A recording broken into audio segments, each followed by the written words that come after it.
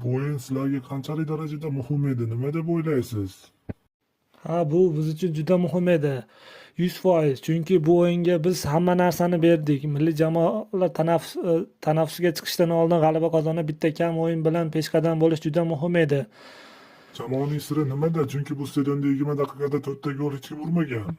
Menimcha bu g'azabdan, kuchsizligimizni his qilishdan kelib chiqdi. Chunki biz bor kuchimizni berayotgan edik, lekin g'alaba qozona olmayotgan edik, natija qila olmayotgan edik. Oxirida ikkita tezkor gol urdik va jamoani oxirigacha kurashdi va natijaga erishdi. Oxirgi yillarda jamoamiz hayratlanarli ishlarni qilmoqda va men bundan juda ham xursandman.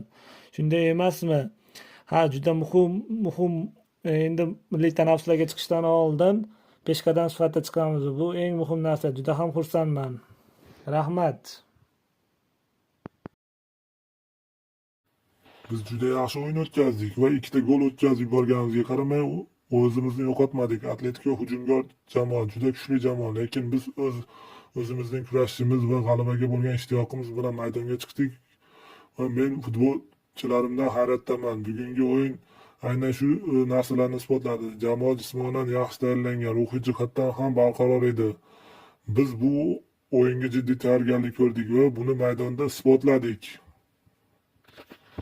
Hech qachon o'yinni boy berib qo'ymadik. Tomoshabinlar bizning o'yinimizni, reaksiyalarimizni ko'rib, shunday jamoani kuzatishdan zavq olishdi deb o'ylayman. Bugun juda muhim 3 ochkoni qo'lga kiritdik va men bundan juda ham xursandman. Chunki bu g'alaba bizga juda katta motivatsiya beradi. Atletiko Madrid kabi jamoaga qarshi bunday yirik hisobda g'alaba qozonish oson emas. Bugun futbolchilar maydonda bor kuchi bilan berdi va bunga munosib bo'ldi. Jamoam oxirgi daqiqalargacha juda yaxshi harakat qildi. Ritmni qo'yib yubormadi. Hozir oldinga qarab harakat qilish, bu formani saqlab qolish biz uchun juda ham muhim. FIFA kunlarida nima bo'lishini bilmayman. Qani kuzatamiz. Bugungi natija adolatli bo'ldimi? O'yin davomida ko'rsatgan o'zingiz xohlaganlaringiz aks ettirildimi? Nima deb o'ylaysiz? O'yinda qanday jabhalarda o'zingiz xohlagan narsani ko'ra oldingiz? Hujumda, himoyada yoki pressinglarda nima deb o'ylaysiz?